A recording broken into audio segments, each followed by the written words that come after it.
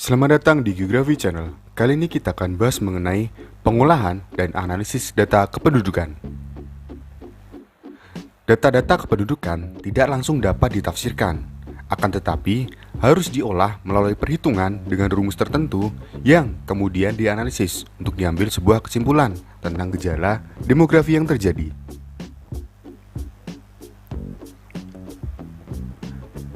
Adapun pengolahan dan analisis data kependudukan, yang pertama, menghitung angka kelahiran dan kematian. Yang kedua, pertumbuhan penduduk.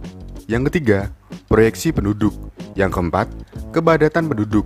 Dan yang kelima adalah komposisi penduduk.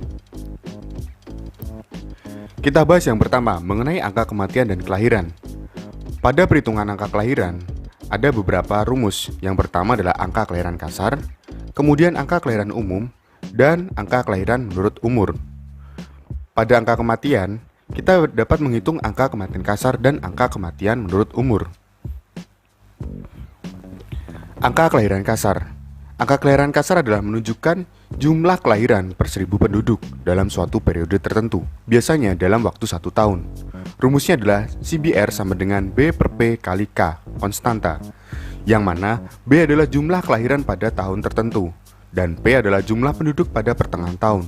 Sedangkan K di sini memiliki nilai 1000. Penggolongan angka kelahiran kasar atau CBR sebagai berikut. Dikatakan rendah apabila kelahiran kurang dari 30 per 1000 penduduk. Dikatakan sedang apabila antara 30 sampai 40 kelahiran per 1000 penduduk. Dan angka kelahiran tinggi apabila lebih dari 40 per 1000 penduduk. Contoh soalnya adalah sebagai berikut. Suatu daerah terdapat penduduk sejumlah 25 juta dan jumlah bayi yang lahir dalam setahun sebanyak 500.000 orang. Berapa nilai CBR atau angka kelahiran kasarnya? Perhitungannya seperti ini. B per P kali K. Di sini kelahiran adalah 500.000 per 25 juta orang dikalikan 1000, maka akan ketemu 20 bayi per 1000 wanita. Yang artinya tergolong dalam kategori angka kelahiran rendah karena kurang dari 30 kelahiran per 1000 penduduk. Kemudian ada angka kelahiran umum. Angka kelahiran ini menunjukkan jumlah kelahiran per 1000 perempuan dalam usia reproduksi, yaitu usia antara 15 sampai 44 atau 15 sampai 49 tahun dalam suatu periode tertentu. Rumusnya adalah GFR sama dengan B per P kali K. B di sini jumlah kelahiran. Nah, untuk P di sini ada spesifiknya, yaitu jumlah wanita umur 15 sampai 44 atau 15 sampai 49 tahun kali konstantanya, hanya yang berbeda pada P-nya pada usia wanita tertentu. Kemudian yang ketiga adalah angka kelahiran menurut umur. Angka ini menunjukkan banyaknya kelahiran menurut umur dari wanita yang berada pada kelompok umur tertentu, biasanya umur 15 sampai dengan 49 tahun. Rumusnya adalah ASFR sama dengan B per P kali K. Masih sama seputar B per P kali K, di mana B adalah kelahiran dan P adalah populasi. Yang mana X di sini menunjukkan umur wanita, biasanya dalam kelompok 5 tahunan, bisa 15 sampai 19, 20 sampai 24, 25 sampai 29 dan seterusnya. Contoh soalnya adalah sebagai berikut. Pada suatu wilayah terdapat 100.000 wanita yang berumur antara 25 sampai 29 tahun dan jumlah kelahiran dari wanita kelompok tersebut sebanyak 20.000 orang. Maka ASBR adalah B per P kali K. Di sini kelahirannya adalah 20.000 per jumlah populasi wanita umur 25 sampai 29 tahun adalah 100.000. Maka 20.000 per 100.000 kali 1000 K. Konstantanya nilainya 1000. Maka akan ketemu 200 bayi per 1000 wanita. Jadi ASBR daerah tersebut adalah 200 bayi dari setiap 1000 wanita pada kelompok umur 25 sampai 29 tahun. Kemudian kita beralih ke angka kematian. Menunjukkan jumlah kematian per 1000 penduduk dalam periode tertentu. Rumusnya adalah CDR, banyaknya kematian per banyaknya penduduk pada pertengahan tahun, kali K. Di sini yang berbeda dari kelahiran hanya pada angka kelahiran diganti dengan angka kematian. Nah, penggolongannya, angka kematian rendah apabila kurang dari 10 per 1000 penduduk. Angka kematian sedang apabila 10 sampai 20 per 1000 penduduk. Dan angka kematian tinggi apabila lebih dari 20 kematian per 1000 penduduk. Contoh soalnya adalah ini. jumlah penduduk suatu negara pada pertengahan tahun yaitu 25 juta jiwa, dan pada pertengahan tahun tersebut terdapat 50.000 orang yang meninggal. Maka angka kematian kasarnya adalah CDR sama dengan D per P, jumlah kematian per jumlah penduduk pada suatu tahun, yaitu 50.000 per 25 juta kali 1000. Maka hasilnya adalah 2 orang. Jadi CDR pada negara tersebut adalah 2 orang dari setiap 1000 penduduk, tergolong dalam kategori angka kematian rendah. Kemudian angka kematian menurut umur. Angka ini menyatakan banyaknya kematian pada kelompok umur tertentu per 1000 penduduk. Mirip dengan angka kelahiran dengan menurut umur. Jadi umur di sini ditentukan pada usia berapa yang ditanyakan. Contoh soalnya. Suatu daerah terdapat penduduk berusia 50 sampai 55 tahun sebanyak 1 juta jiwa. Dan pada golongan umur tersebut terdapat 10.000 kematian. Artinya, 10.000 kematian per 1 juta penduduk pada usia tersebut kali 1000 sama dengan 10 orang. Maka ASDR-nya adalah 10 orang per tiap 1000 penduduk.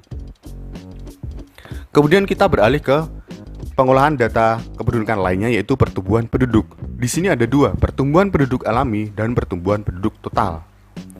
Kriteria pengukuran tingkat pertumbuhan penduduk.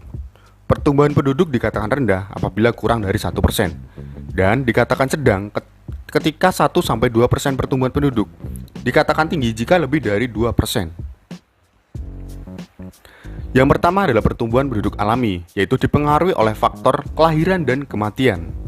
Rumusnya adalah PT sama dengan PO plus L min M. Di sini PO adalah jumlah penduduk awal pada tahun perhitungan. Contoh soalnya adalah sebagai berikut. Pada tahun 2013, angka kelahiran sebanyak 50.000. Kemudian, yang meninggal ada 20.000 jiwa, dan jumlah penduduknya ada 1 juta jiwa. Berapa pertumbuhan penduduk alami? Jadi, 50.000 tadi angka kelahiran dikurangi dengan 20.000 angka kematian. Maka, ketemu 30.000.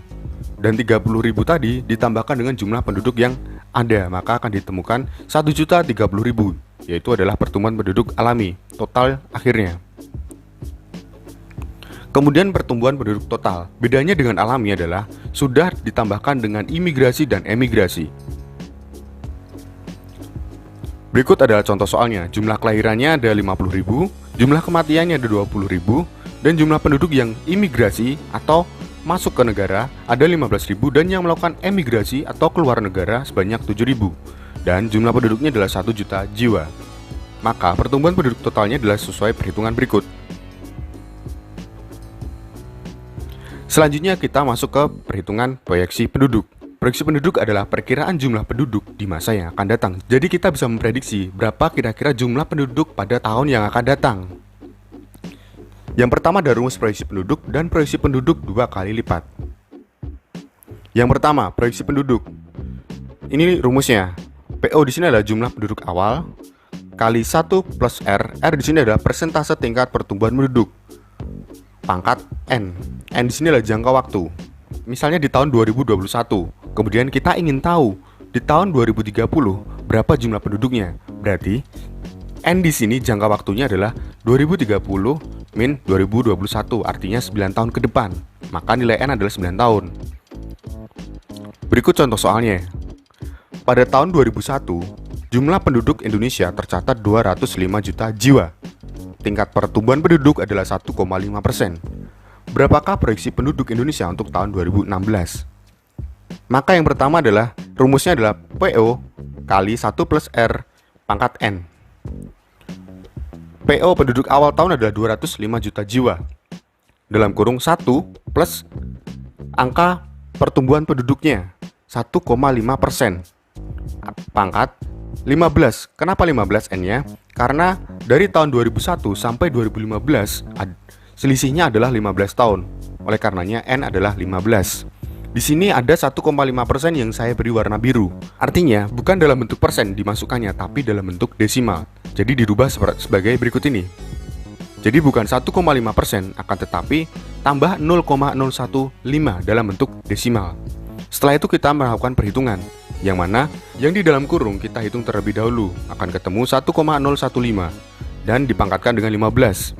Maka akan ketemu 25 yang kemudian dikalikan dengan penduduk awal tahun. Dan ketemulah nilainya, yaitu 256.250.000 jiwa. Yang artinya, proyeksi penduduk pada tahun 2016 atau penduduk di tahun 2016 kira-kira adalah 256.250.000 jiwa. Artinya mengalami pertumbuhan penduduk sekitar 50 juta jiwa selama 15 tahun. Kemudian proyeksi penduduk 2 kali lipat. Rumusnya adalah double time DT sama dengan 70 per R.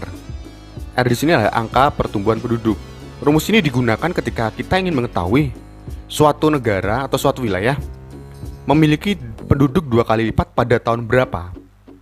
Jadi kita bisa mengetahui kira-kira suatu wilayah tersebut memiliki penduduk 2 kali lipat pada tahun berapa. Nah, contohnya adalah seperti ini. Penduduk Kabupaten A pada tahun 2010 adalah 1.150.000 jiwa dengan tingkat pertumbuhan penduduk 2%. Jadi berapa double time-nya atau penduduk bisa bertambah 2 kali lipat itu pada tahun berapa? Rumusnya seperti ini. Tahun awal plus 70 per R. Tahun awalnya tadi adalah 2010, kemudian 70 per R. R adalah pertumbuhan penduduk. Di sini tidak diubah menjadi desimal, tapi tetap dalam persen. Jadi 70 per 2, yang nanti akan ketemu nilai 35. Artinya, tinggal dijumlahkan, dan akan menghasilkan 2045.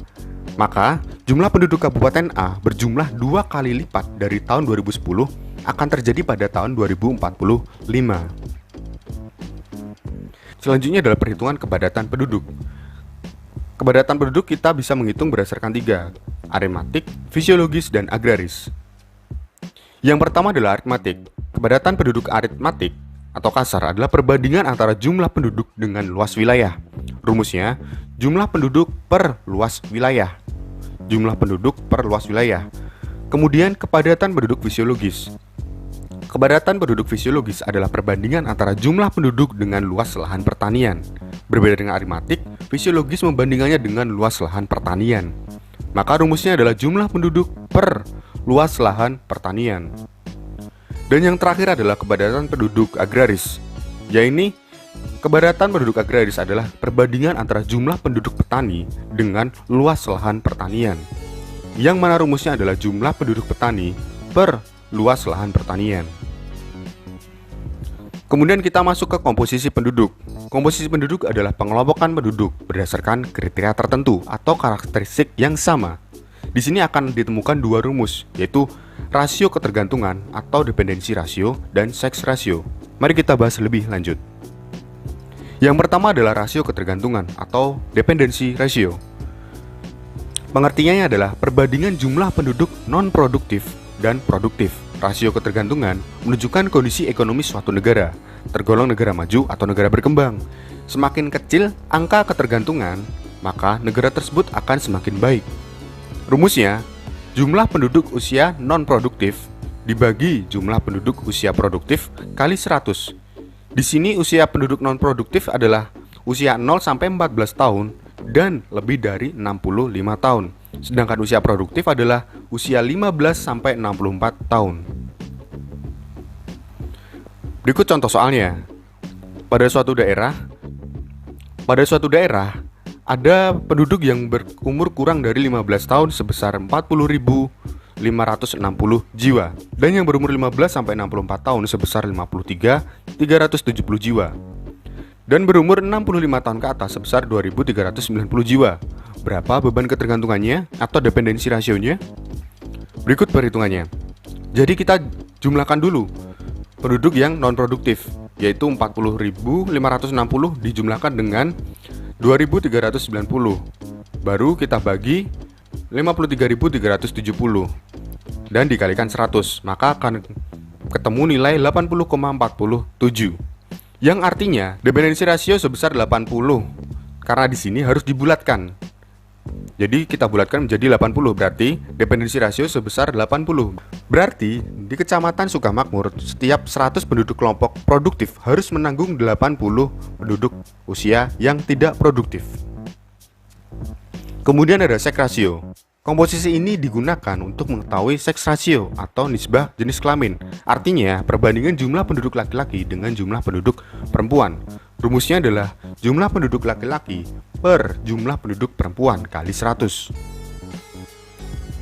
Contoh soalnya adalah seperti ini. Pada tahun 2000, jumlah penduduk laki-laki sebesar 109.613.519 dan jumlah penduduk perempuan sebesar 108.472.769. Dan seks rasionya adalah jumlah penduduk laki-laki per jumlah penduduk perempuan kali 100, maka akan ditemukan hasil akhirnya adalah 101,5. Dan di sini kita bulatkan menjadi 101. Jadi, pada tahun 2000, rasio jenis kelamin penduduk Indonesia sebesar 101, yang artinya tiap 100 penduduk perempuan ada 101 penduduk laki-laki. Jadi cara bacanya adalah setiap 100 penduduk perempuan ada 101 penduduk laki-laki. Sekian, terima kasih dan glory geografi.